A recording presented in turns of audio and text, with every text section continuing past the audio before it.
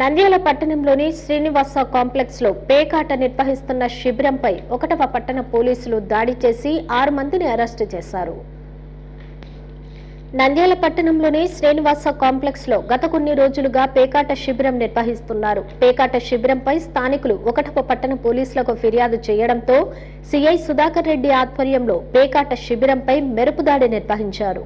పేకాట ఆడుతున్న 6 మందిని అరెస్టు చేయడంతో పాటు వారి నుంచి 1,31,000 రూపాయల నగదును స్వాధీనం చేసుకున్నారు. అదేవిధంగా పేకాట నిర్వాహకుల నుంచి 4 సెల్ ఫోన్లు, పేకాట ముక్కలు స్వాధీనం చేసుకుని 2వ పట్టణ పోలీస్ స్టేషన్ కు తరలించారు.